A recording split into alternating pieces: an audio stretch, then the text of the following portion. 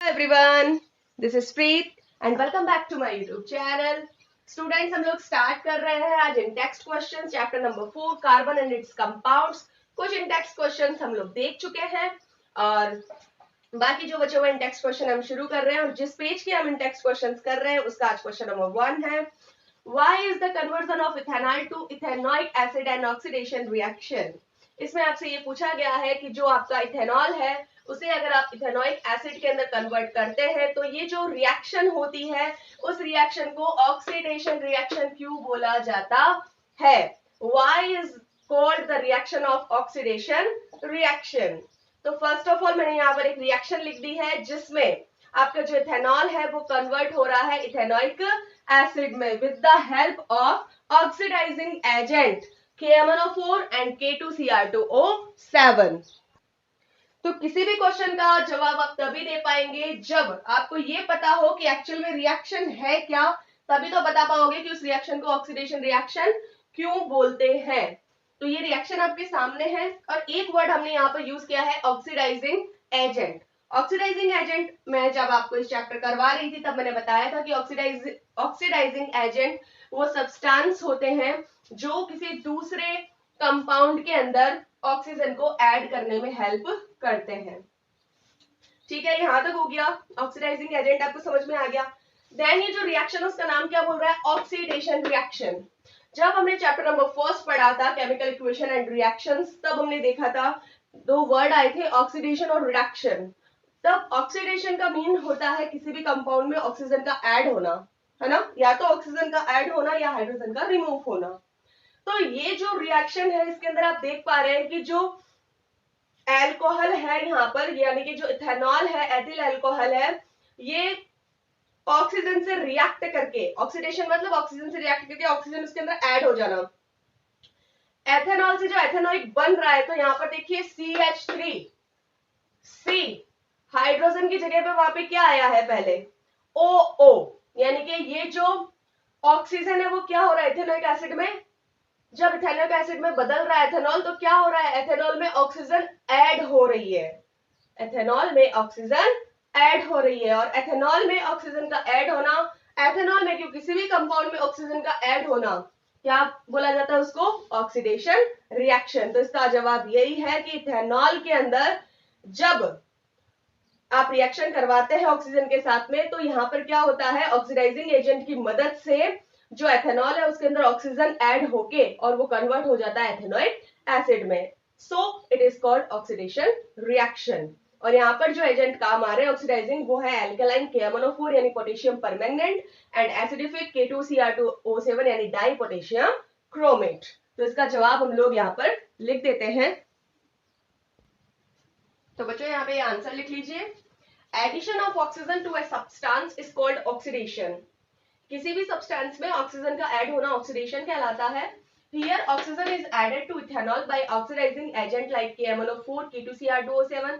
यहाँ पर जो ऑक्सीजन है वो इथेनॉल में ऐड हो रही है बाय ऑक्सीडाइजिंग एजेंट के through like KMnO4 K2Cr2O7 and converted into ethanoic acid, और ये कन्वर्ट हो रहा है एथेनॉइक एसिड में। सो this reaction is called oxidation reaction। तो ये इसका आप स्क्रीनशॉट ले सकते हैं।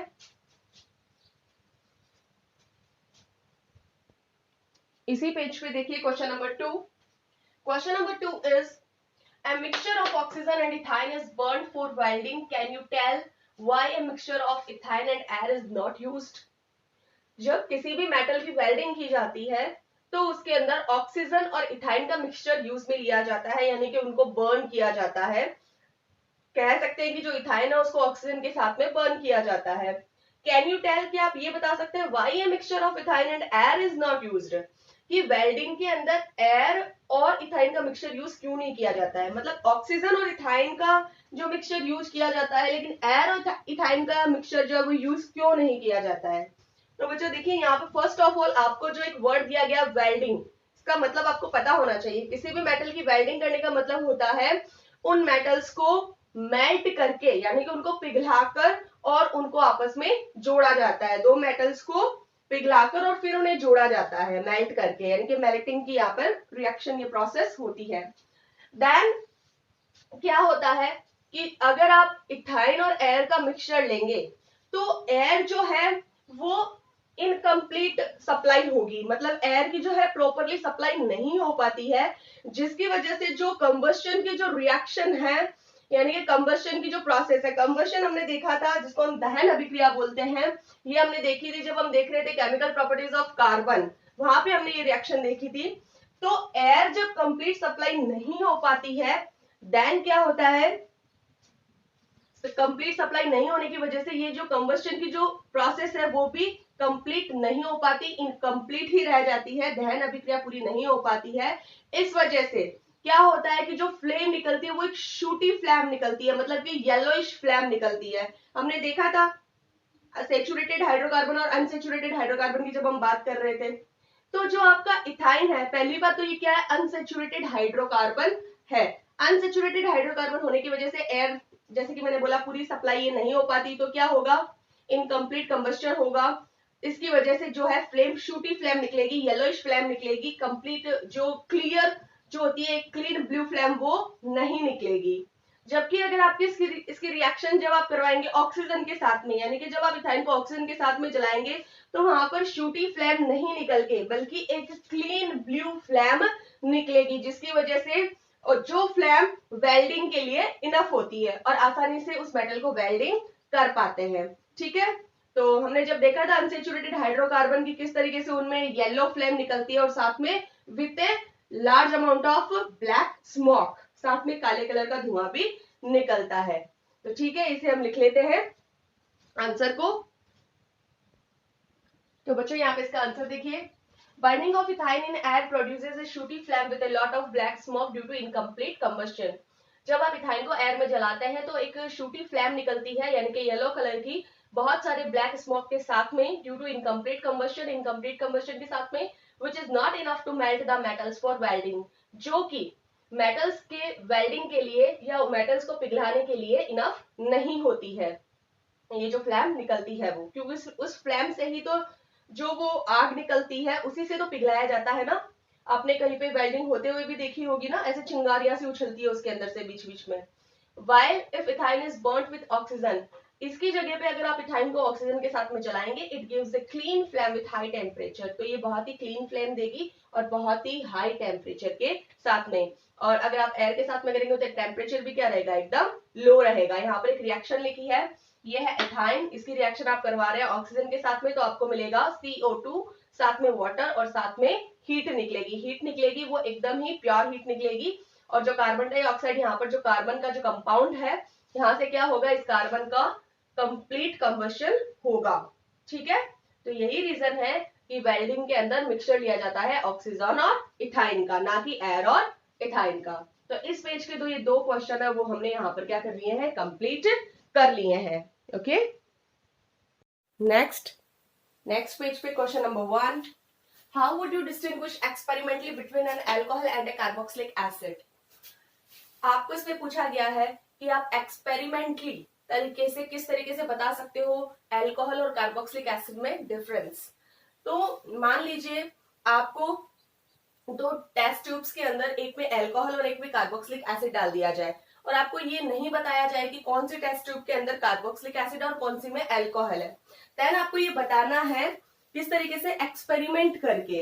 एक्सपेरिमेंट मींस आपको रिएक्शंस करवानी है और फिर आपको बताना है कि अल्कोहल कौन सा, कार्बोक्सिलिक एसिड कौन सा है। इट मींस यहाँ पे इन दोनों की केमिकल प्रॉपर्टीज आपको पता होनी चाहिए कि कौन सा जो अल्कोहल है वो किसके साथ में कैसे रिएक्शन देता है और कार्बोक्सिलिक एसिड किसके साथ में कैसे रिएक्शन देता है। तो यहाँ पे इसका आंसर लिखने से पहले हम लोग एक बार बात करेंगे। देखिए, एक है अल्कोहल और एक है कार्बोक्सिलिक एसिड। कार्बोक्सिलिक एसिड के पीछे ही लगा हुआ है एसिड। इट मींस जो कार्बोक्सिलिक एसिड है उसके अंदर क्या होता है, एसिड नेचर होता है। ठीक है, और अल्कोहल के अंदर एसिडिक नेचर बिल्कुल भी नहीं होता। देन कार्बोक्सिलिक एसिड जो है, अगर उसकी रिएक्शन आप बेस के साथ में करवाते हैं, देन हम लोगों को पता है एक रिएक्शन हमने देखी थी न्यूट्रलाइजेशन की, सेकंड चैप्टर में। न्यूट्रलाइजेशन रिएक्शन में हमने देखा था कि जब एसिड और बेस आपस में रिएक्शन करते हैं तो वो सोल्ट प्लस वाटर बनाते हैं। ठीक है, तो भैया यहाँ पर भी वही बात होगी। कार्बोक्सिलिक एसिड एसिडिक नेचर है, अगर इसकी रिएक्शन आप बेसिक के साथ में करवाएंगे, बेस के साथ में करवाएंगे, देन आपको मिलने वाला है क्या, सॉल्ट मिलने वाला है।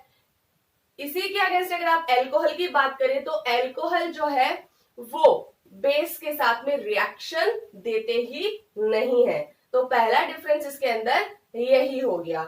ठीक है, तो इसको हम अच्छे से लिख लेते हैं यहाँ पे विद रिएक्शन। तो देखिए यहाँ पे carboxylic acid reacts with base to form salt and water. Carboxylic acid जो होता है वो बेस के साथ में रिएक्ट करके सोल्ट प्लस वाटर बनाता है, जो कि क्या करते हैं, एसिड और बेस आपस में रिएक्ट करके बनाते हैं।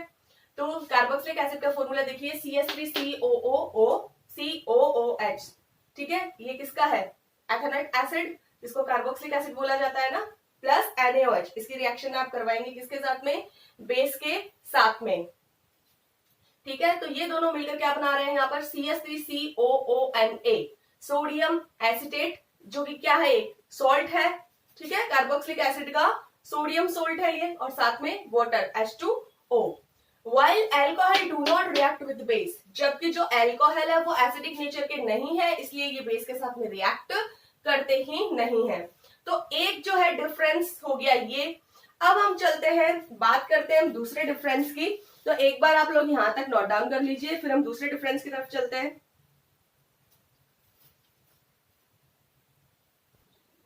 नेक्स्ट डिफरेंस की अगर हम लोग बात करें तो कार्बोक्सिलिक एसिड की रिएक्शन अभी हमने किसके साथ में करवाई थी, बेस के साथ में। नेक्स्ट अगर बात करें कि कार्बोक्सिलिक एसिड की रिएक्शन जब हम कार्बोनेट्स के साथ में करवाते हैं तो यहां पर हमें मिलता है ब्रिस्क एफरवेसेंस ऑफ CO2। यहां पर एक वर्ड आया है बच्चों, एफरवेसेंस, जिसकी बात हम पहले भी कर चुके हैं। एफरवेसेंस का मतलब होता है कि बुदबुदाहट उत्पन्न होना, या फिर एक तरीके से हम लोग कह सकते हैं कि किसी, मतलब मान लीजिए कोई ऐसे धुआं निकल रहा है और वो रुक रुक के निकल रहा है, तो उस धुएं के क्या है, कुछ छल्ले से बन जाते हैं राउंड राउंड, है ना। तो वो जो छल्ले से बन जाते हैं उनको बोला जाता है एफरवेसेंस, या फिर इसको आप लोग बुदबुदाहट भी बोल सकते हैं। तो brisk effervescence of carbon dioxide, तो वो जो एफरवेसेंस बनते हैं वो किसके बनते हैं, कार्बन डाइऑक्साइड के। यानी कि कुल मिला के बात यह है कि कार्बोक्सिलिक एसिड जब कार्बोनेट्स के साथ में रिएक्शन करता है तो वो कार्बन डाइऑक्साइड गैस जो है रिलीज करता है। इसके अगेंस्ट अगर आप बात करें अल्कोहल की, तो जो अल्कोहल्स है वो कार्बोनेट्स या हाइड्रोजन कार्बोनेट्स के साथ में रिएक्शन नहीं देते हैं। ठीक है, तो ये चीज हम यहाँ पे लिख लेते हैं, रिएक्शन करवा के देख लेते हैं किसी कार्बोक्सिलिक एसिड की और कार्बोनेट की। तो देखिए CH3COOH एथेनोइक एसिड की रिएक्शन आप लोग करवा रहे हैं सोडियम कार्बोनेट के साथ में, तो आपको मिल रहा है यहाँ पर सॉल्ट मिल रहा है, सोडियम एसिटेट मिल रहा है आपको, साथ में वाटर मिल रहा है और साथ में कार्बन डाइऑक्साइड मिल रहा है, जैसा कि हमने लिखा था brisk effervescence of carbon dioxide. While alcohol do not react with carbonates, जबकि जो अल्कोहल है इसकी रिएक्शन आप कार्बोनेट के साथ में करवाएंगे तो आपको कुछ भी प्रोडक्ट नहीं मिलेगा, ना ही ऐसी एफरवेसेंस आपको कार्बन डाइऑक्साइड की मिलेगी। तो ये जो है फर्स्ट क्वेश्चन वो हमने कंप्लीट कर लिया है। तो आज की वीडियो में बस इतना ही। नेक्स्ट वीडियो में हम देखेंगे इसके कुछ एक इंडेक्स क्वेश्चंस बाकी हैं उनको, और जो चैप्टर के पीछे जो एक्सरसाइजेस क्वेश्चन है उनको भी हम देखेंगे। आई होप आप लोग अच्छे से समझ पा रहे होंगे एंड आप लोग बहुत अच्छे से एंजॉय कर रहे होंगे। तो अगर आप लोगों को मेरा वीडियो अच्छा लगा हो तो इसे ज्यादा से ज्यादा लाइक करें, शेयर करें, सब्सक्राइब करें एंड बेल आइकन प्रेस करना ना भूलें। Thank you.